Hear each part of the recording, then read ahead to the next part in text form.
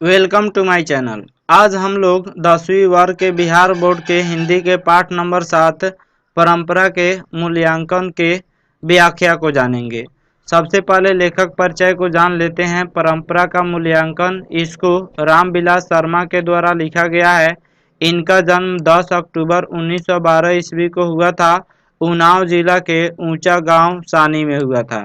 इनकी मृत्यु 30 मई 2000 ईस्वी को हो गई थी।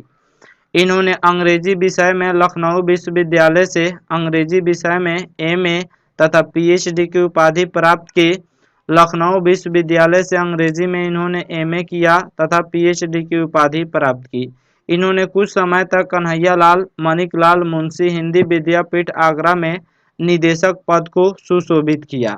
इनकी प्रमुख रचनाएं हैं निराला की साहित्य साधना, भारतेंदु हरिश्चंद्र, प्रेमचंद्र और उनका युग, भाषा और समाज, भारत में अंग्रेजी और मार्क्सवाद, इतिहास दर्शन, घर की बात आदि रचनाएं इन्होंने की हुई है। पाठ परिचय को जान लेते हैं। प्रस्तुत पाठ परंपरा का मूल्यांकन इसी नाम की पुस्तक से संकलित है। परंपरा का मूल्यांकन एक किताब का नाम है और उसी किताब से इस पाठ को लिया गया है। इसमें लेखक ने समाज, साहित्य तथा परंपरा से संबंधों की सैद्धांतिक एवं व्यवहारिक मीमांसा पर विचार किया है। यह निबंध परंपरा के ज्ञान, समझ और मूल्यांकन का विवेक जगाता साहित्य की सामाजिक विकास में क्रांतिकारी भूमिका को भी स्पष्ट करता है। अतः यह निबंध नई पीढ़ी में परंपरा और आधुनिकता को युग के अनुकूल नई समझ विकसित करने में सराहनीय सहयोग करता है। परंपरा का मतलब एक अटूट सिलसिला होता है या एक चलता हुआ क्रम होता है। मूल्यांकन का मतलब उसका आंकन करना, उसके महत्व का आंकन करना, उसी को मूल्यांकन कहा जाता है। तो उसके महत्व के बारे में जो एक सिलसिला चल रहा है, उसी सिलसिला के महत्व के बारे में हम लोग जानेंगे और उसी पर लेखक ने विचार व्यक्त किया हुआ है। शुरू करते हैं पाठ को। प्रस्तुत पाठ परंपरा का मूल्यांकन ख्याति प्राप्त आलोचक रामविलास शर्मा द्वारा लिखित है। रामविलास शर्मा जो है एक ख्याति प्राप्त बहुत बड़े आलोचक थे, आलोचना करते थे। इसमें लेखक ने प्रगतिशील रचनाकारों के विषय में अपना विचार प्रकट किया हुआ है। लेखक का मानना है कि क्रांतिकारी साहित्य साहित्य जो होता है वह भाषा को कहा जाता है। जैसे हिंदी साहित्य है, उर्दू, अंग्रेजी, यह सब साहित्य है। तो लेखक का मानना है कि क्रांतिकारी साहित्य रचना करने वालों के लिए साहित्य की परंपरा का ज्ञान होना अति आवश्यक है। जो कोई भी रचना करते हैं उनको साहित्य की परंपरा का ज्ञान होना बहुत ही जरूरी है। जो साहित्य में एक सिलसिला चलता है उसका ज्ञान होना बहुत जरूरी है, क्योंकि साहित्य परंपरा के ज्ञान से ही प्रगतिशील आलोचना का विकास होता है और साहित्य की धारा बदली जा सकती है तथा नए प्रगतिशील साहित्य का निर्माण किया जा सकता है। लेखक कहते हैं कि साहित्य का परंपरा जो है वह इसको बदलना चाहिए। पुराने ज़माने में लेखक जो थे वह अपने से ऊंचे कवियों के लेख को कॉपी कर देते थे, उनके लेख को हूबहू उसी तरह उतार देते थे। लेकिन लेखक का मानना है कि दूसरे के कवियों का लेख को कॉपी नहीं करना है, अपने दिमाग से किसी भी लेख को लिखना है, किसी के लेख को चुराना नहीं है। मनुष्य आर्थिक जीवन के अलावा एक प्राणी के रूप में भी जीवन व्यतीत करता है। साहित्य विचारधारा मात्र नहीं है। साहित्य में विकास प्रक्रिया चलती रहती है। जैसे जैसे समाज का विकास होता है वैसे वैसे साहित्य का भी विकास होता है। व्यवहार में देखा जाता है कि 19वीं तथा 20वीं सदी के कवि, क्या भारत के क्या यूरोप के, तमाम कवि अपने पूर्ववर्ती जो भी कवि बीत गए हैं उसी को पूर्ववर्ती कहा जाता है। तो 19वीं सदी और 20वीं सदी के जो कवि थे, चाहे वह भारत के हों, चाहे यूरोप के हों या पूरे कवि हों, सभी अपनी रचनाओं का पूर्ववर्ती कवियों की रचनाओं का मनन करते थे। सभी अपनी रचनाओं में जिस तरह जो है पहले के कवि अपनी रचना करते थे, उसी तरह उन्हीं का कॉपी करके जो 19वीं और 20वीं सदी के कवि थे वह भी रचना करते थे। उनसे सीखते हैं और नई परंपराओं को जन्म देते हैं। लेखक कहते हैं कि दूसरों को नकल करके लिखा गया साहित्य अधम कोटि का होता है अधम का मतलब वह निचली दर्जे का होता है। लेखक यह कहते हैं कि पुराने ज़माने के जो कवि थे 19वीं और 20वीं सदी के, वे जो है अपना साहित्य रचना अपने से पहले वाले कवियों का कॉपी करते थे, उनका जो है वह नकल करते थे। तो लेखक इसके खिलाफ है। लेखक कहते हैं नकल करके लिखा गया साहित्य अधम कोटि का होता है और उसका सांस्कृतिक असमर्थता का सूचक होता है। लेकिन उत्तम कोटि का साहित्य दूसरी भाषा में अनुवाद किए जाने पर अपना कलात्मक सौंदर्य खो देता है। तात्पर्य यह कि लेखक कहते हैं कि अगर कोई साहित्य हो उसको दूसरी भाषा में अनुवाद किया जाए तो अपना कलात्मक जो सौंदर्य होता है, जो सुंदरता होता है, उसको खो देता है। तात्पर्य यह कि ऐसे साहित्य से कला की आवृत्ति नहीं हो सकती। जैसे अमेरिका तथा रूस ने एटम बम बनाए, लेकिन शेक्सपियर के नाटकों जैसी चीज दोबारा लेखन इंग्लैंड में भी नहीं हुआ। तो लेखक कहते हैं कभी भी साहित्य का निर्माण होना चाहिए तो वह दूसरों की नकल करके नहीं होना चाहिए। अपने से उस साहित्य को अपने दिमाग से, अपने विवेक से, बुद्धि से साहित्य का रचना करना चाहिए। दूसरों कवियों के, दूसरों लेखकों का कॉपी नहीं करना चाहिए, उसका नकल नहीं करना चाहिए। लेखक कहते हैं 19वीं सदी में शेली तथा वायरन ने अपनी स्वाधीनता के लिए, अपनी आज़ादी के लिए लड़ने वाले यूनानियों को एकात्मकता की पहचान करने में सहयोग किया था। भारतीयों ने भी अपनी स्वाधीनता संग्राम के दौरान इस एकात्मकता को पहचाना। साहित्य की बहुत बड़ी भूमिका होती है स्वाधीनता संग्राम में। किसी भी देश को आज़ाद कराने में साहित्य की सबसे बड़ी भूमिका होती है। तो लेखक यह कहते हैं जिस तरह शेली तथा वायरन ने स्वाधीनता के लिए यूनानियों को एकजुट किया, उसी तरह भारतीयों ने भी स्वाधीनता संग्राम के दौरान एकजुट किया। मानव समाज बदलता है और अपनी अस्मिता कायम रखता है क्योंकि जो तत्व मानव समुदाय को एक जाति के रूप में संगठित करता है। साहित्य परंपरा के ज्ञान के कारण ही पूर्वी एवं पश्चिमी बंगाल के लोग सांस्कृतिक रूप से एक हैं। लेखक कहते हैं साहित्य से एकजुटता होती है, चाहे उन लोगों का धर्म, जाति कुछ भी हो, लेकिन अगर साहित्य एक है तो फिर जो है उन लोगों के बीच प्रेम होता है।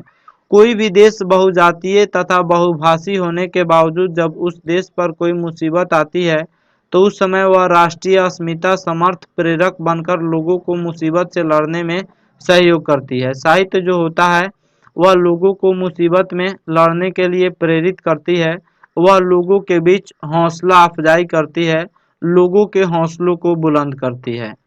लेखक आगे कहते हैं जैसे हिटलर के आक्रमण के समय रूसी जाति ने बार बार अपने साहित्य परंपरा का स्मरण किया। साहित्य परंपरा से लोगों के बीच एकता आती है। टॉल्स्टॉय सोवियत समाज में पढ़े जाने वाले साहित्य के महान साहित्यकार हैं। सुदृढ़ एवं पुष्ट बनाने वाले साहित्यकार भी हैं। लेखक जो टॉल्स्टॉय हैं यह रूसी जाति के अस्मिता, इज्जत को सुदृढ़ और उसको पुष्ट, ऊंचा और मजबूत बनाने का एक महत्वपूर्ण श्रेय जाता है टॉल्स्टॉय को। 1917 ईस्वी के रूसी क्रांति के पहले वहां रूसी तथा गैर रूसी थे, किंतु इस क्रांति के बाद रूसी तथा गैर रूसी जातियों के संबंधों में बहुत बड़ा परिवर्तन हुआ। सभी जातियां एक हो गई, साहित्य के कारण ही एकजुट हो गई। फिर भी जातियों का मिला जुला इतिहास जैसा भारत का है वैसा सोवियत संघ का नहीं है।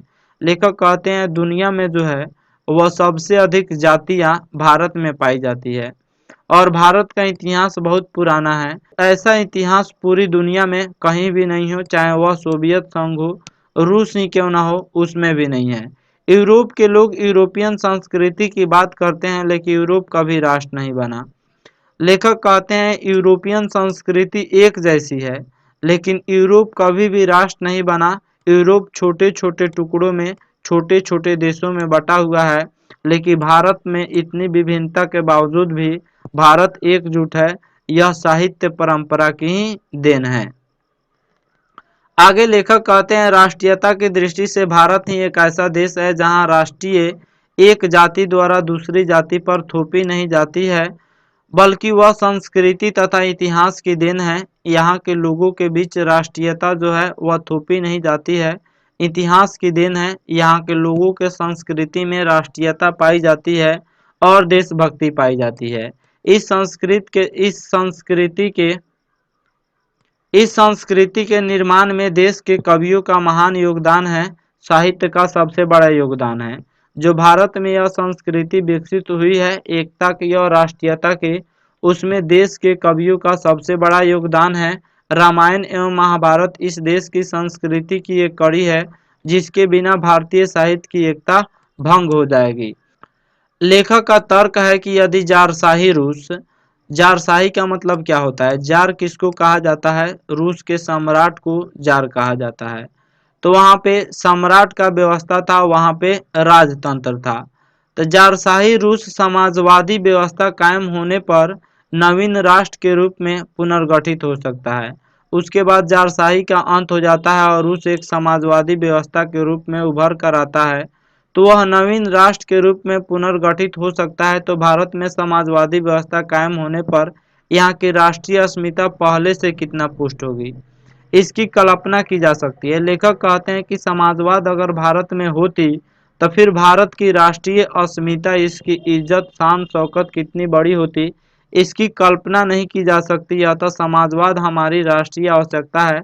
लेखक कहते हैं कि अगर भारत में समाजवाद आ जाए तो भारत के सामने दुनिया का कोई भी देश नहीं टिकेगा। पूंजीवादी व्यवस्था में शक्ति का अपवाह होता है। पूंजीवादी व्यवस्था में शक्ति जो होता है वह बहुत कम लोगों के हाथ में चला जाता है। देश के साधनों का समुचित उपयोग समाजवादी व्यवस्था में होता है, लेकिन देश के जितने भी साधन हैं सभी साधन का उचित उपयोग वह समाजवादी व्यवस्था के अंदर ही हो सकता है। इसलिए भारत में समाजवाद जरूरी है। देश की निरक्षर निर्धन जनता जब साक्षर होगी तो वह रामायण तथा महाभारत का ही अध्ययन नहीं करेगी, अपितु उत्तर भारत के लोग दक्षिण भारत की कविताएं तथा दक्षिण भारत के लोग उत्तर भारत की कविताएं बड़े चाव से पढ़ेंगे। लेखक यह मानते हैं अगर देश के सभी लोग साक्षर हो जाएं तो फिर जो है वह दक्षिण के लोग उत्तर की कविताएं पढ़ेंगे और उत्तर भारत के लोग दक्षिण की कविताएं पढ़ेंगे। दोनों में बड़े पैमाने पर सांस्कृतिक आदान प्रदान होगा। तब अंग्रेजी भाषा प्रभुत्व जमाने की भाषा न होकर ज्ञानार्जन, केवल ज्ञान ग्रहण करने की भाषा होगी। आगे लेखक कहते हैं हम अंग्रेजी ही नहीं यूरोप की अनेक भाषाओं का अध्ययन करेंगे। इससे जो है भारत में सांस्कृतिक और एकता और अधिक बढ़ेगा। एशिया के भाषाओं के साहित्य से हमारा गहरा परिचय होगा। तब मानव संस्कृति की विशाल धारा में भारतीय साहित्य की गौरवशाली परंपरा का नवीन योगदान होगा। लेखक कहते हैं कि अगर भारत के सभी लोग साक्षर हो जाएं तो उत्तर भारत के लोग दक्षिण भारत के साहित्य को पढ़ेंगे और दक्षिण भारत के लोग उत्तर भारत के साहित्य को पढ़ेंगे।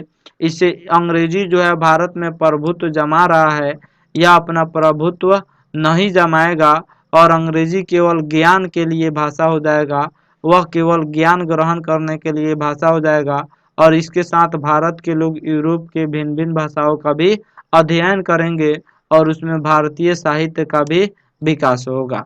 आशा करता हूँ यह वीडियो आप सब किसी को अच्छा लगा होगा। Thank you watching my video.